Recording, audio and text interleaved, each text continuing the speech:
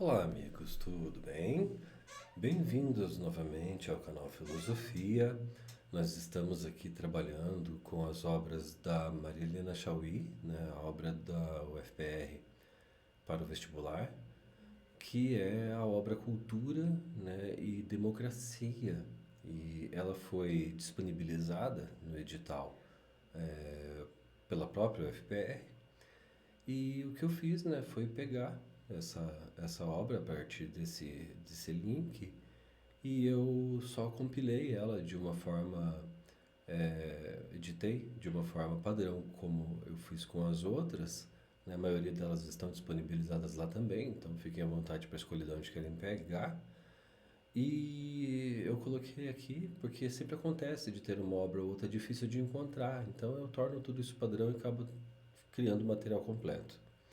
Né? Isso é para todas as pessoas, né? Todo mundo pode pegar, o link está aberto, é público, né? Do Google Drive e está aqui embaixo, né? Na linha azul aqui.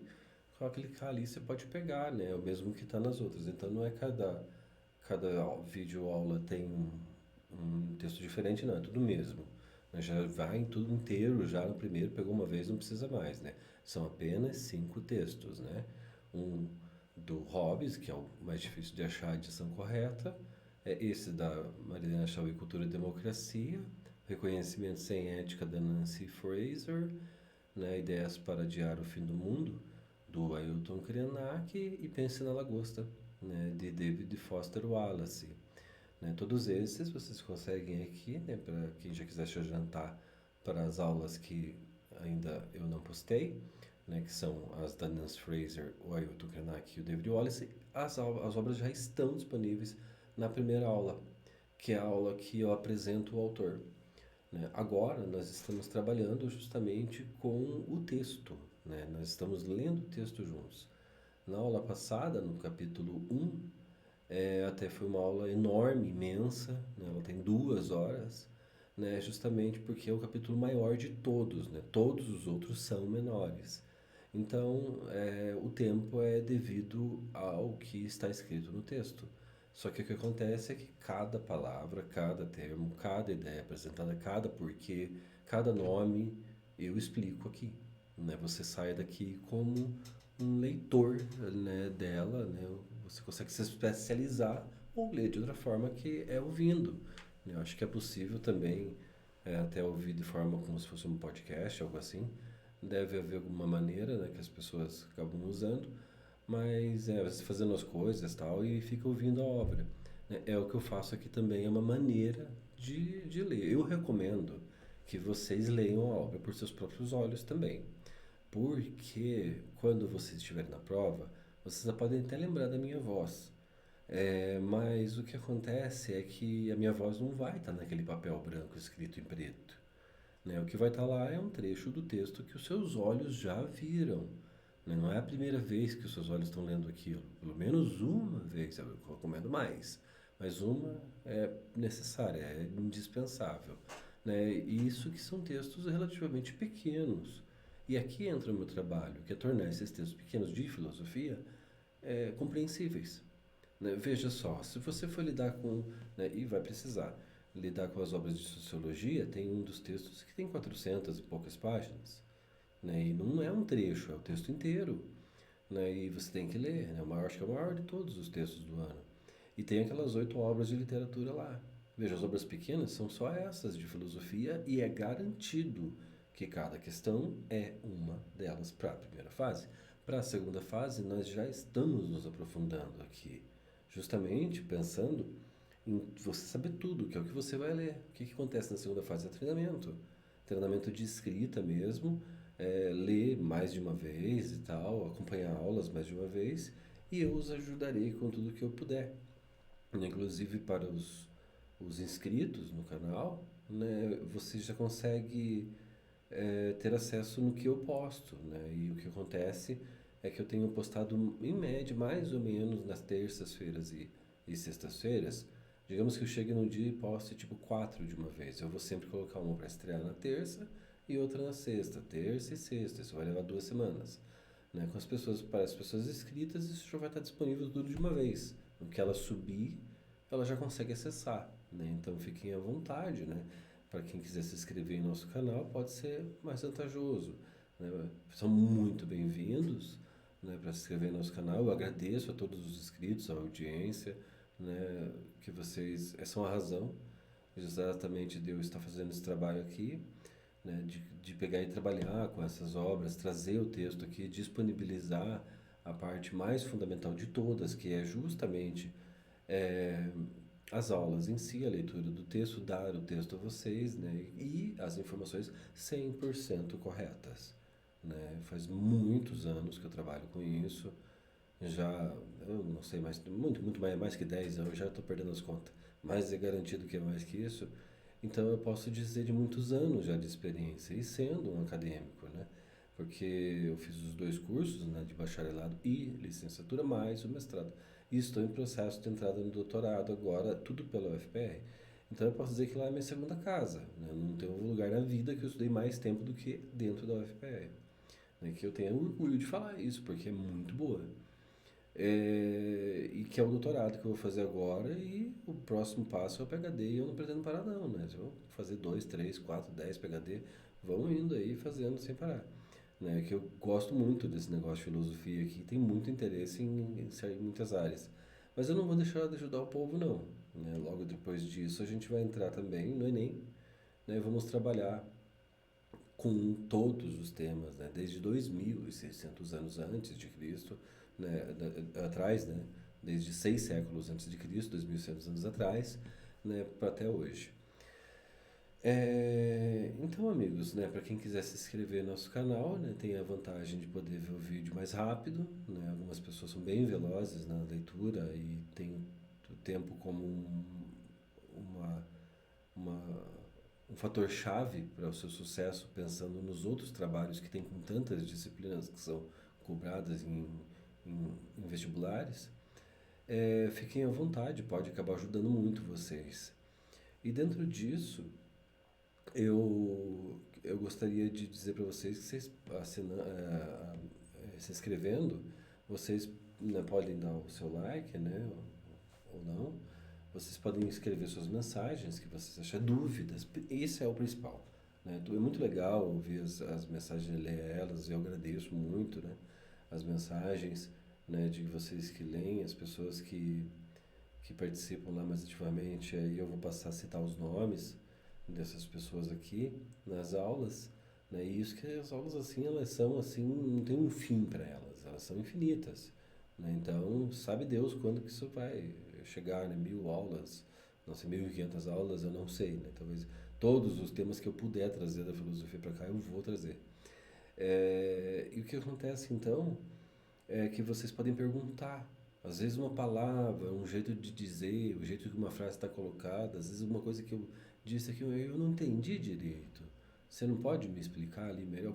Mas, claro, eu faço isso de todo o coração, né? E se eu não puder, eu vou tentar.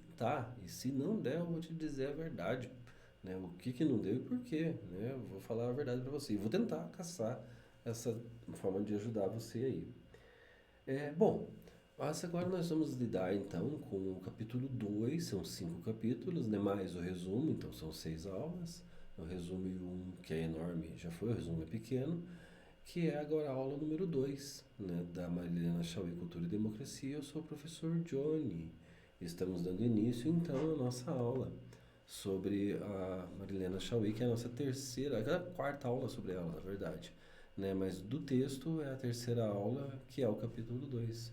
Então vamos lá, amigos. Aqui está a Marilena Chauí, né? Cultura e Democracia é o nome do texto dela. Ela é uma filósofa brasileira, Marilena Chauí. Ela nasceu no ano de 1941 e ela está atualmente com 82 anos de idade. E ela é uma pessoa extraordinária, assim, ela é uma pessoa muito boa no que ela faz como filósofa, como professora, como pesquisadora, né, como educadora, como a criadora do primeiro livro didático da história do Brasil. E esse texto, Cultura e Democracia, é publicado nesse periódico, nessa revista argentina, lá de Buenos Aires, em 2008.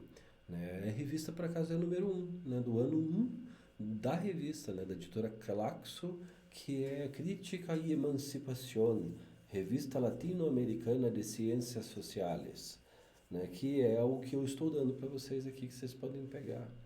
Aqui, a Marilena Chaui, ela é uma filósofa do século XX, que é a era que no Brasil é o foco dela. Apesar dela estar publicada em uma revista latino-americana, o Brasil é latino-americano, mas ela está falando do Brasil. Ela não está dispensando o resto porque ela fala referências até da própria Grécia. Só que o que acontece é que ela está falando do Brasil e de uma coisa acima de tudo. Isso aqui. Que é a ditadura militar. Eu sei que tem opinião que diverge de muita gente. Eu não vou deixar de falar isso porque isso é o coração do que a questão, é o motivo, é a razão da obra estar no edital da UFPR, que é o fato de ter ocorrido uma ditadura no Brasil. Existem pessoas que têm lá seus pensamentos sobre que não foi, né, uma ditadura, que foi apenas um regime militar. Isso não existe, né? Um regime, tudo é um regime, né? Tudo é um regime de governo político. O regime militar caracterizava-se uma ditadura, né, por ter censura, né, por ter mortes, né? Não é comparação com outras piores que não faz dela um fascismo, né? Foi sim um fascismo autoritário, né? Foi totalitário e foi, né, foi assassino, né? Foi uma ditadura. As pessoas não sabiam que iam voltar para casa, né, quando saíam para trabalhar, né? Então, por mais que algumas pessoas elogiem, né, não é uma coisa que são as pessoas que conhecem isso. Quem conhece o que realmente houve não vai elogiar isso não, né? Pelo contrário, é terrível. E o que está acontecendo aqui não é uma falação política apenas, ou só um exame de estudos, né, sociais apenas. É sim, e com muito respeito à grande sociologia. Né? Não é o que está acontecendo aqui, é filosófico, ela vai profundamente na raiz das palavras, dos conceitos do que significa a ideia de sociedade, de comunidade, de capitalismo, de socialismo. Né? A Marilena Chaui, ela é totalmente de esquerda. Né? Ela é uma das fundadoras do Partido dos Trabalhadores do Brasil, com todos os problemas que ele tem, mas é verdade, é um fato, ela é. Está lá na aula introdutória, que é a biografia. Bom, dentro disso, né, aqui está, né, a tela de abertura, Cultura e Democracia, né, a segunda parte do texto da prova de filosofia, né, matéria de filosofia da prova de 2025, que realiza-se agora este ano, 2024, para o FPR, então. Vamos lá, amigos. No segundo capítulo, a Marilena começa a massificar. É o contrário de democratizar a cultura. Massificar é você tornar a cultura igual para todos. Né? Só que você não torna a cultura igual para todos no sentido bom como tratar recursos para todos. É você controlar ela. É você tornar ela cultura de massa de forma que você sabe o que as pessoas pensam. E as pessoas ficam como que perdidos entre as coisas ditas na TV, no rádio, nos meios de mídia, na internet. Né? Em toda a história, até antes disso existir, as pessoas ficavam encurraladas entre as informações fornecidas pelo Estado, né? E elas são propositais. Né? Então, democratizar a cultura é o contrário disso, né? É permitir que cada cultura exerça os seus gostos, as suas inclinações, os seus costumes, né? Que não tenham que ser obrigados a trocar, né? Não sei o que é, isso aqui tem que fazer mesmo, mas trocar o seu modo de vida pelo modo imposto pelo sistema capitalista, e agora você precisa, para você poder pagar os impostos, ter que trabalhar. Antes você era, sei lá, um indígena livre na sua reserva, no meio do mato. Ainda só o fato de ser uma reserva já é complicado, porque já está limitado, né? Mas pelo menos ainda tem, né? Mas tudo bem. A questão é essa, a massificação da cultura. O melhor é a negação da democratização da cultura, porque ela está controlando a cultura. Ela está suplantando a cultura do povo por uma cultura que foi controlada, que foi nova. E olhem bem o que acontece no mundo. Não precisa pensar muito para você olhar e observar que a cultura massificada não é a cultura brasileira. A cultura massificada é a cultura americana. É a cultura norte-americana e uma pitadinha da cultura europeia. E só. né? Você vê alguns pingos aí da cultura, sei lá, chinesa, japonesa, mas é pouco, né? Teve um tempo que era uma onda o anime, o mangá, mas isso já acabou. Tem gente que gosta, né, é fiel a isso, mas isso é ondinha, é moda, é a mesma coisa que hoje os streamings, se eles investem nisso, se tornam famosos. Se não, não, é eles que mandam agora. Né? A gente vê, por exemplo, o videogame superou o cinema em termos de dinheiro, em termos de investimento de arte, de direção, né? Em termos de quanto movimenta de recursos no mundo. Né? O cinema está na frente, o cinema antes sendo aquela grande estreia revolucionário marco de um ano, não é mais. Né? Isso acabou, né? Faz muito tempo. Né? Então o cinema é que ainda é cultura de massa, mas agora com os streamings acaba sendo muito especializado, só que não pensem que eles não sabem o que você está olhando, não. Eles sabem exatamente o que foi que você pesquisou. Né? Então, o que pode ser a cultura tratada do ponto de vista da democracia? Essa pergunta nossa, é muito boa, muito simples, pelo contrário do sentido de ser clara. Né? O que seria uma cultura da democracia e uma cultura democrática? Vamos ver então o que diz a Marilena Chauí. Vejam, isso é a massificação da cultura. É todo esse povo totalmente diferente, mas pensa todo mundo igual. Não, na verdade, todo mundo diferente, porque eu conversei com eles. Só que se você for olhar, são 10 histórias diferentes que eles sabem, combinadas de formas diferentes, que no resultado parece que não são 200. Mas não é. Na verdade é a mesma coisa, é tudo mais do mesmo. Alguns às vezes aparecem e surpreendem, né, com algo a acrescentar de novo. Né? Mas não se esqueçam, né? Por mais que você seja, por acaso, essa pessoa, você não deixa de ser mais um deles, como o meu rosto aqui é um desses rostos aqui. Eu só estou trabalhando na frente deles porque está mostrando e usando a ajuda desta cobra da Terceira da Amaral de 1973, operários aí, para lecionar, para ensinar, para mostrar para vocês como recurso lúdico, didático. Né? Quais os problemas de um tratamento democrático da cultura? Portanto, de uma cultura da democracia e da realização da cultura como visão democrática, portanto, de uma cultura democrática. Né? Quais são os problemas? Essas perguntas sinalizam alguns dos problemas a enfrentar. Né? Em primeiro lugar, né, o problema da relação entre cultura e Estado. Isso já deu problema, só de falar isso já dá para ver que vai dar problema em algum momento aqui. Em segundo, a relação entre a cultura e o mercado. Vixe, aí já pensou no que dá lucro, é bom, se não der lucro não presta. A relação entre a cultura e os criadores da cultura, né? Mas como você pode criar uma cultura do nada assim, né? Aí você pensar exatamente na democratização da cultura, né? Aí chega alguém, por exemplo, dizer que isso aqui é o símbolo de um partido político. Porra, quer dizer, é o auge, é o cúmulo, né, do mais baixo nível possível que se pode chegar ao grande que se acha. Porque sempre se acha, né? Quanto mais se acha, menos é. Né? E ainda tem recursos na mão, enquanto o pobre está morrendo de fome lá, com o seu carrinho de lixo lá. E, incrivelmente, no país tem direito de votar e conseguiram tirar um ditador, né? Rascunho do ditador do poder, né? E tal. Volátil e efêmera. Hoje nossa experiência desconhece qualquer sentido de descontinuidade e se esgota num presente sentido como um instante fugaz. Né? Muda toda hora, é por acaso, não faz muita diferença. Você está ali e as nossas experiências se tornam algo que continua da outra ou se é interrompida, não importa muito o que acontece depois, e tudo é apenas um instante. Então, nossa, o grande fenômeno, Vingadores Ultimato e blá blá blá, e fala-se disso. Quantos dias? Quantas pessoas estão falando disso? Realmente mudou a sua vida tanto que você parecia, pelo que você disse?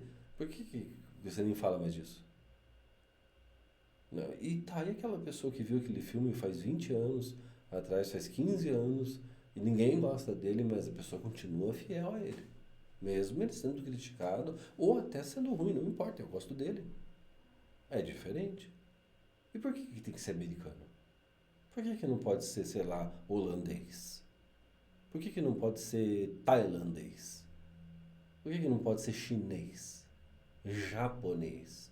Africano. Por que não pode ser francês, italiano? Eu já vi obras de fora, da Suécia, da Estônia, que eu fiquei de chorar. Assim, como os americanos já muito já não conseguiam mais fazer comigo. Volte e meia acontece, mas está sendo cada vez mais empobrecido isso daí. Né? E essa ideia do tempo passando mesmo, né? E parece que elas são impermanentes. Elas não vieram para ficar como aquilo que você ama. Lá no fundo ainda tem algo que você ainda ama de verdade e não queria nunca largar.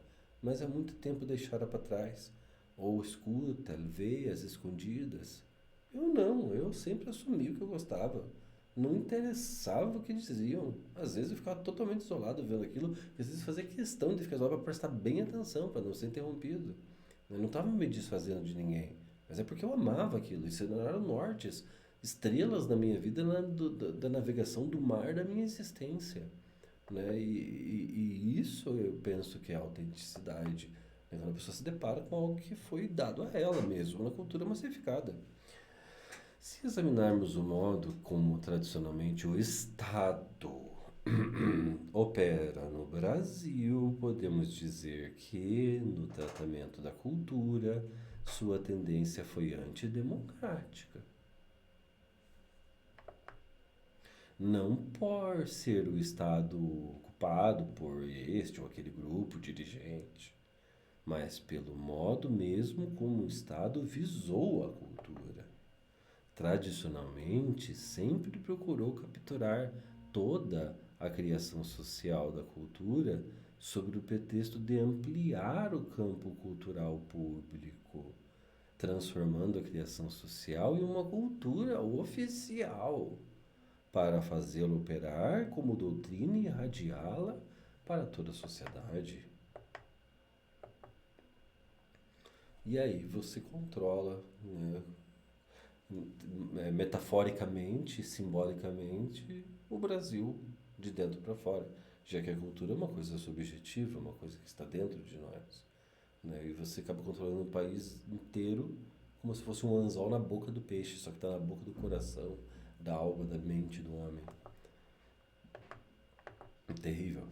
Assim, o Estado se apresentava como produtor de cultura, conferindo a ela generalidade nacional ao retirar as classes sociais antagônicas, o longo, né, o lugar onde a cultura efetivamente se realiza.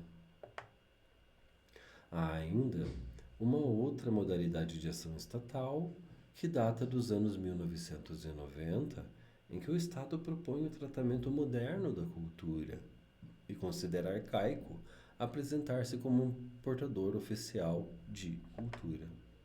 Por modernidade, os governantes entendem os critérios e a lógica da indústria cultural, cujos padrões e Estado busca repetir por muitos meios de instituições governamentais de cultura. Dessa maneira, o Estado passa a operar no interior da cultura como os padrões de mercado e se torna um produto. Aí, ó, o que vira? E aí toda a cultura do país tão rico, do país continental, do melhor território geográfico da Terra, né? Eu não estou enaltecendo o Brasil, eu estou falando fatos. É o melhor território do mundo.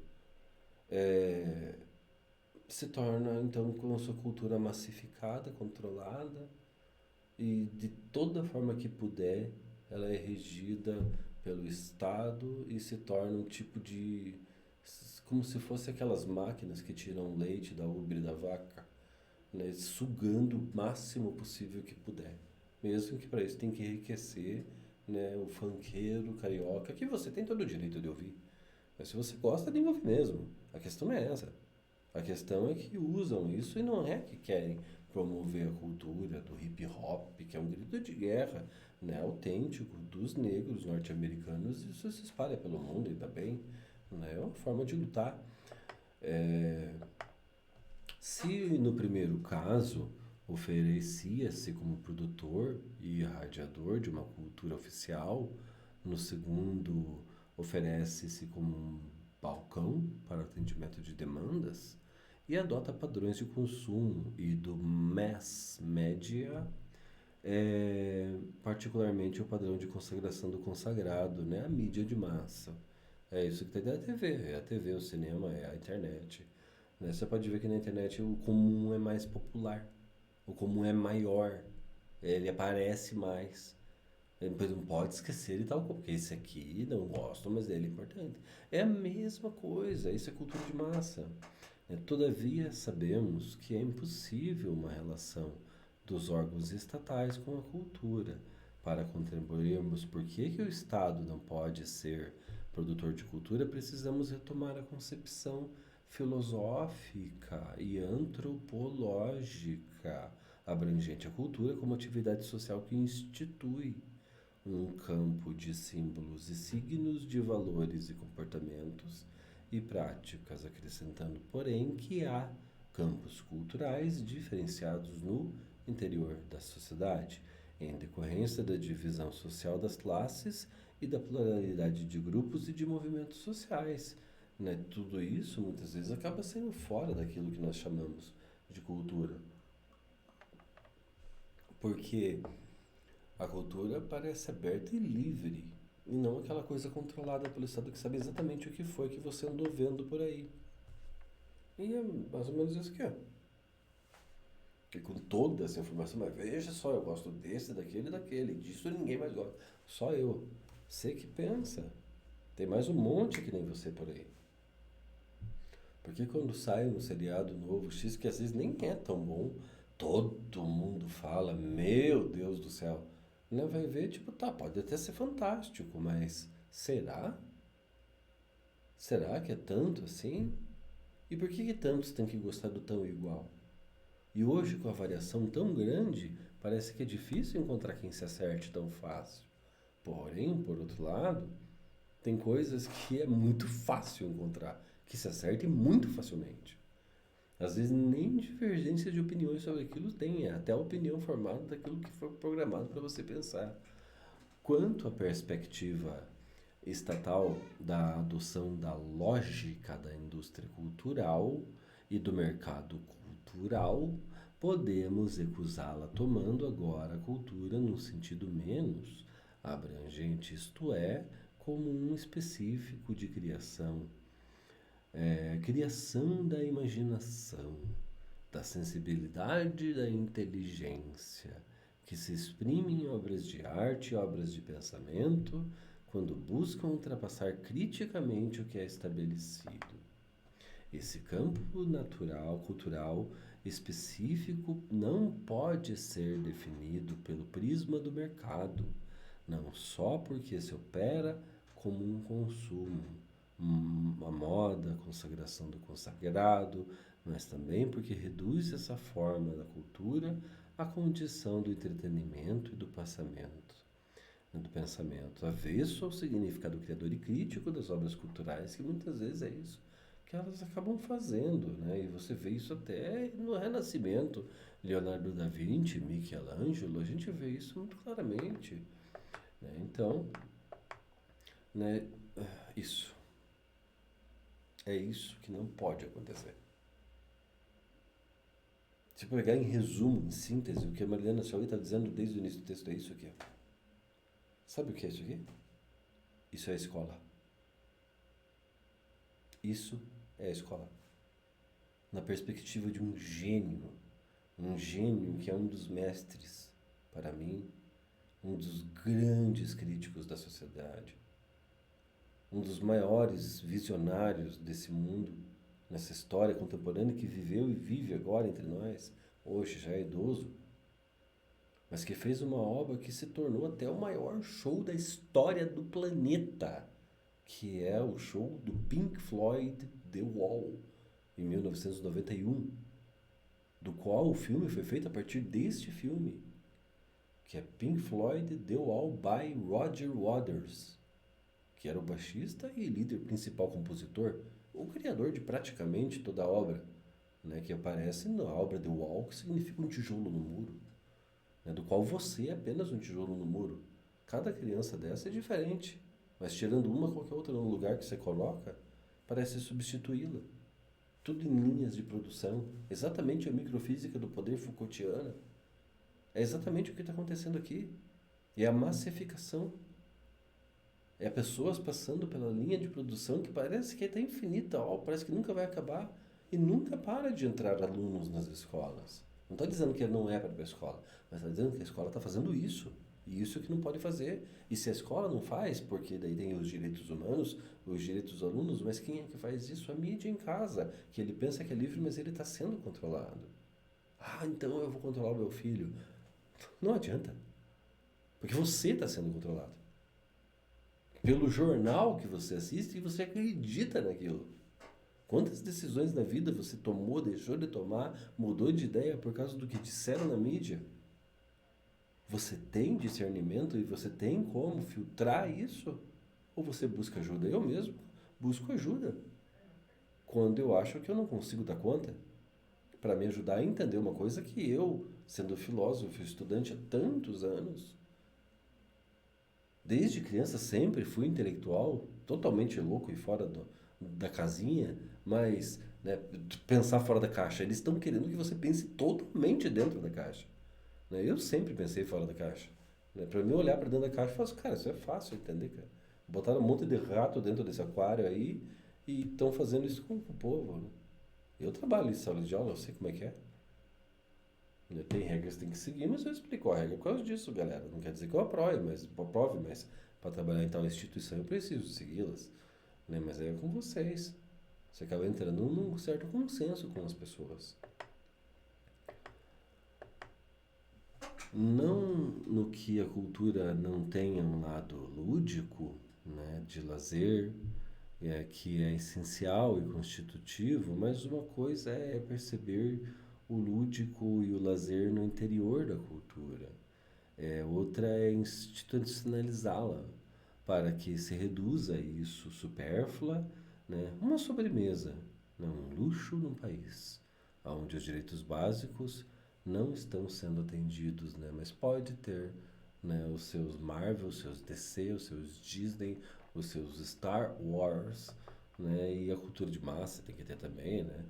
As grandes redes de televisão, né, que são abertas, né? Mas não são públicas assim não, né? Tem que pagar, e é muito dinheiro que rola lá. É preciso não esquecer, sob a lógica do mercado, né? A mercadoria e a cultura. Puta merda, já era, já matou a cultura aqui.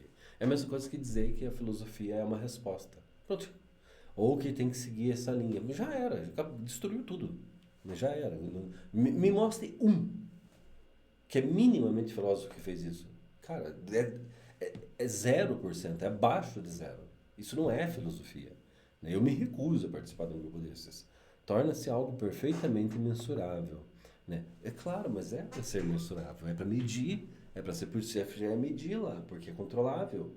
Porque eu previ antes que podia ser. Se alguma coisa seria exceção, eu vou anotar essa exceção para mim saber que ela existe e ela pode acontecer de volta. Eu posso tirar algo dela.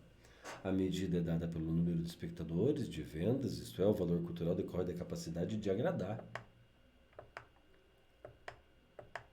E aí você pega nessa situação de cultura, onde você vive vivendo o que você não é.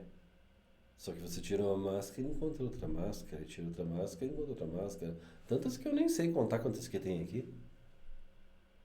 Eu sinto muito em falar. Mas você não é. Você não é sua foto do Facebook. Você não é sua identidade. Eu vou te provar, olha aqui. Não. Aquilo é uma representação do que você é. E o Facebook, raramente a pessoa fala tudo os podres, meu. Ela mostra o que ela quer mostrar e ela enfeita. Ela até trabalha no Photoshop. Por que ela não mostra os pneus dela? Aí, esse sim. Por que eu não ia saber? Porque eu não olho esse negócio. Porque eu tô por aqui disso aqui. Se eu precisasse para trabalhar em certos casos, aí tudo bem. Mas é uma coisa absurda. Não estou dizendo que você não pode ter, porque tem, você gosta, tem tua prática, tua vida aí, esse é você. Né? Faz o que você quiser, também faço cada loucura que vocês nem imaginam.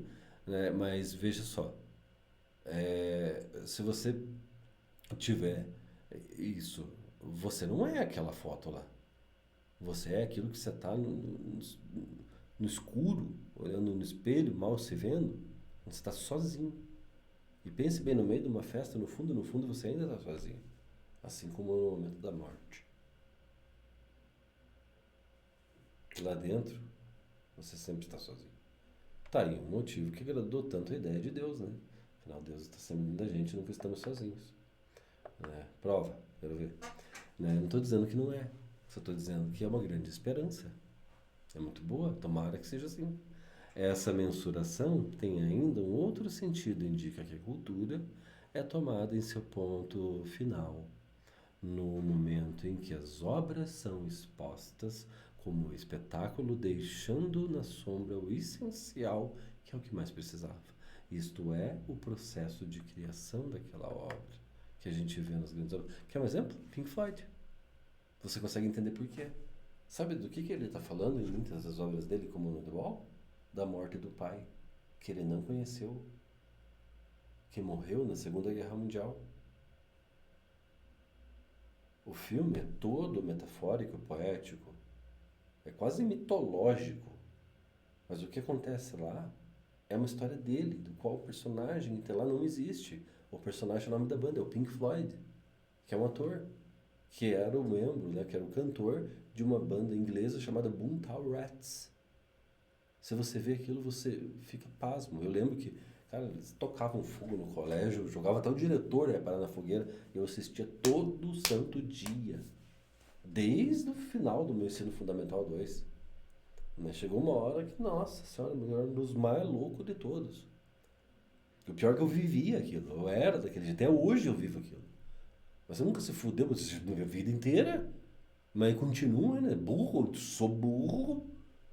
Mas se o louco persistir na sua loucura, como diz o grande mestre, filósofo brasileiro, Raul Seixas, acabará sábio.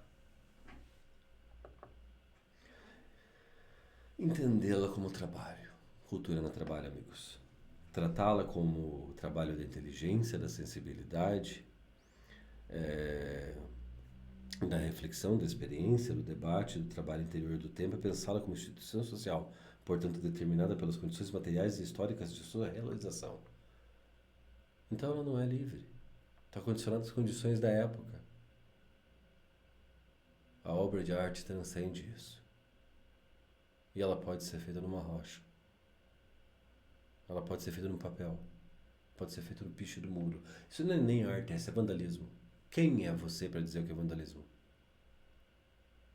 Então como é que, se isso é vandalismo, como é que tal obra que disse tal coisa também não é vandalismo? Eu acho que você está medindo por uma régua que você nem criou, você adotou de outros. Aí, ó, a comercialização da cultura. É maravilhoso esse momento, talvez, mas é o que todo mundo pode fazer.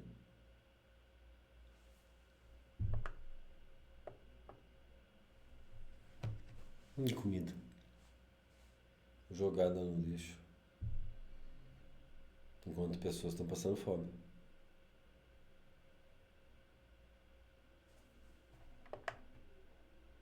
É bom, né, poder gastar sem se preocupar com isso. O trabalho, como sabemos, é a ação que produz algo até então inexistente graças à transformação do que existe em algo novo.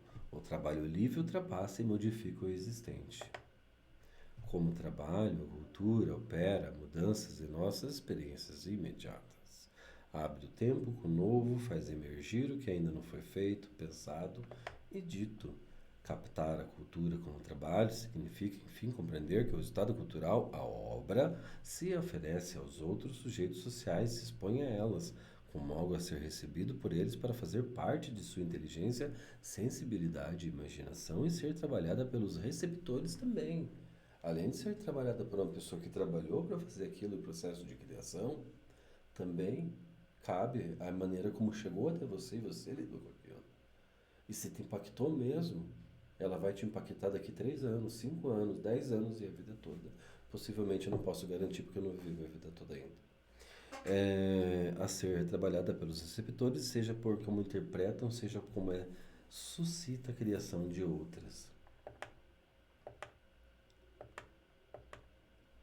E aí você tem toda essa criação surgindo, né? Toda essa criação surgindo a partir, né, de, da mente, da ideia, de grandes ideias, né? E você pensar fora da caixa e criar algo novo, né? Realmente, de fato, é bem isso a ideia mesmo.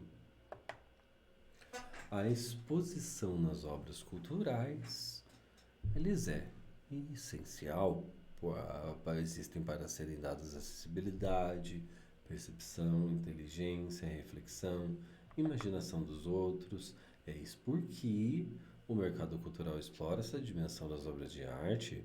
Isso é o fato de que são espetáculos submetendo-se ao show business. Se o Estado não é o produtor da cultura nem instrumento para o seu consumo, que a relação pode ele ter com ela, né? Que relação pode o Estado ter com a cultura, né? Se não é uma estrutura para o consumo dele, né? Para que serve? Apenas para controlar. É as cordinhas da marionete que controlam, infelizmente, até a gente, até você. Pode concebê-la como um direito do cidadão e pode assegurar o direito do acesso às obras culturais produzidas, particularmente o direito de fruí-las, o direito de criar as obras, isto é, produzi-las, e o direito de participar das decisões sobre as políticas culturais. Mas quem faz isso? E quando você pensa nisso aqui? Essa aqui, olhando aqui, claro que é uma obra de arte. Mas isso é a redação do texto pintado dos direitos do homem e do cidadão, lá na Revolução Francesa, lá no Iluminismo, quando começa o problema da Maria Chauí, falando exatamente o que está aqui. Direitos, vamos repetir, do homem e do cidadão. Cadê a mulher? Cadê a pessoa que não está na cidade? A pessoa que não é um cidadão?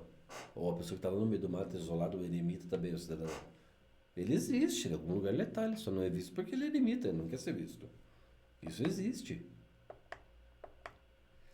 O que significa direito de produzir obras culturais? Né? Se considerar-se que a cultura é como um conjunto de belas artes, então se poderia supor que esse direito significaria, por exemplo, que está aberto a todo o direito de ser pintor. Afinal, cada um de nós, um dia ou outro, tem vontade de fazer uma aquarela, um gouache, um desenho. Poder-se-ia estabelecer uma política cultural que espalhasse pelas cidades ateliês de pintura, aulas e grupos de pintura para dar técnicas às pessoas para elas poderem expor suas ideias. Eu, por exemplo, estou com uma ideia agora de fazer escultura. Eu vou catar, sei lá, uns pau aí, uns tocos no mato, né? Ou de pedra, sei lá o que eu vou fazer. Eu vou fazer umas paradas aí que eu tô na mente aí. E tal, de cimento, se for preciso, não sei. Vou ver o que rola e vou fazer essa parada porque eu tô afim. E sabe, e o Estado e o dinheiro, que se dane tudo isso daí. Tô nem aí pra isso aí. E tal. Essa política não garantiria o direito de produzir obras de pintura e sim um hobby, um passatempo e, no melhor de todos os casos, a ludoterapia. Né? A ludoterapia é justamente a ideia de usar isso como um método lúdico, né? De é, lidar, entender melhor a mente das pessoas, que a gente vê como no caso, por exemplo, dessa criança, né? Usando as artes como uma forma lúdica de aprendizado, de autoconhecimento, né? E tal, de até reencontro consigo mesmo, né? Ou seja, psicológico. É exatamente isso que está acontecendo aqui. Né? Que diabos é isso aí, pintura, né? A expressão do enigma da visão, né? E do visível. Enigma de um corpo vidente, né? Visível, que realiza a reflexão corporal, porque se vê vendo, né? Enigma das coisas visíveis que estão simultaneamente lá fora, no mundo e aqui dentro, em nossos olhos, enigma da profundidade, que não é uma terceira dimensão ao lado da altura e da largura, né? Mas aquilo que não vemos e, no entanto, nos permite ver enigma da cor, pois uma cor é apenas diferença entre outras cores. Enigma da linha, pois, ao oferecer os limites de uma coisa, não a fecha sobre si, mas a coloca em relação com todas as outras. Né? Uma cor, ela é em relação a outra cor, uma coisa fechada como uma mão numa pintura, ela está relacionada à pessoa que tem a mão, ou a mão que é relacionada a outra pessoa que não é dela, mas ela também tem uma mão ou vive no mundo que essa mão está. Né? E essa mão aqui, agora, se fosse uma foto, então faria uma obra de arte a partir da foto agora, seria a parte da imagem que serviu com uma finalidade de mostrar algo. Só de fazer isso aqui já pode ser interpretado como uma arte nesse sentido. O pintor interroga esses enigmas, seu trabalho é dar a ver o visível, que não vemos quando olhamos o mundo. Ele consegue mostrar algo mais que, às vezes, à primeira vista, nós não vemos. Justamente na arte da pintura.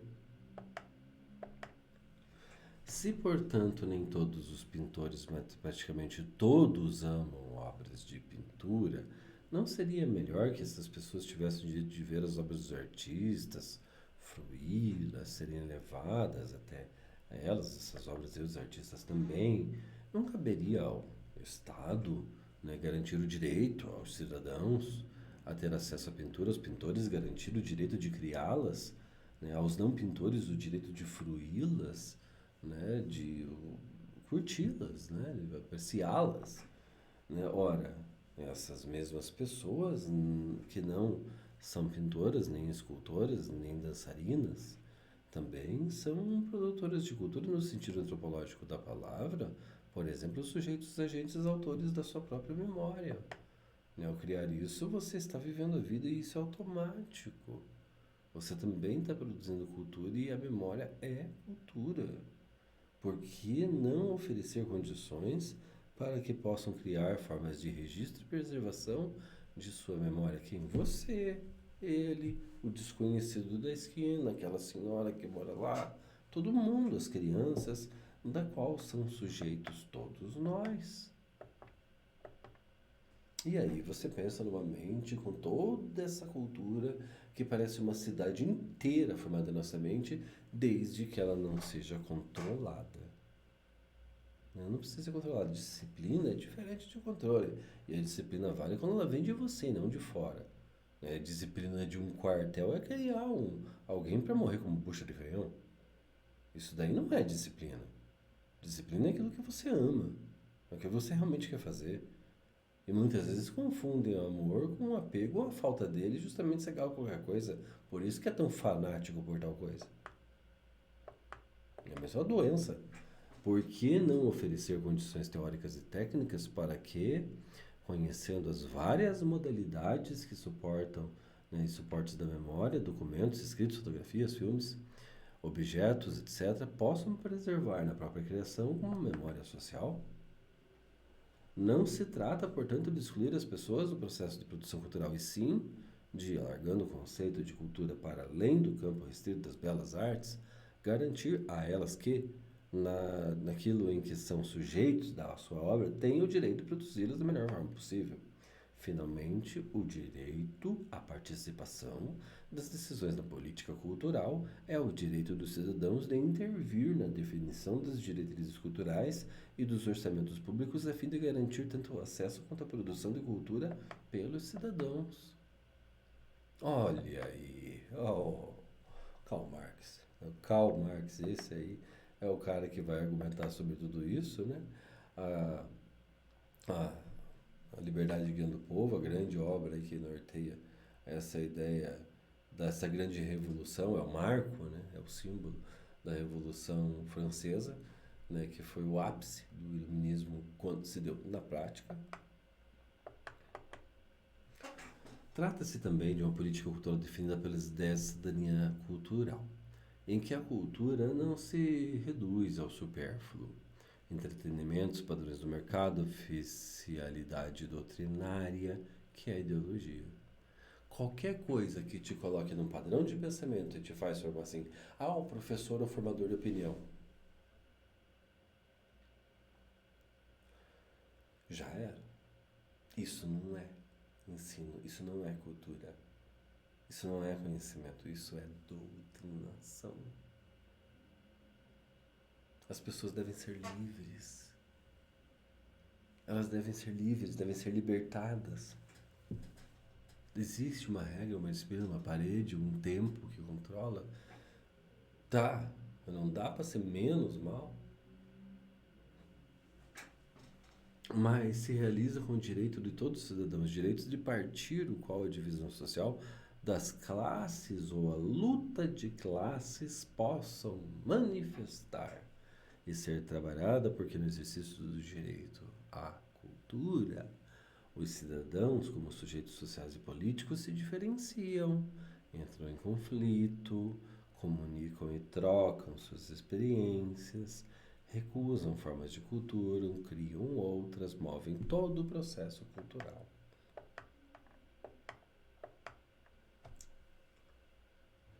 Aí, as pessoas sendo elas, vivendo conforme elas querem viver, livres, e todos levantando suas mãos em nome da sua liberdade, em nome da sua cultura.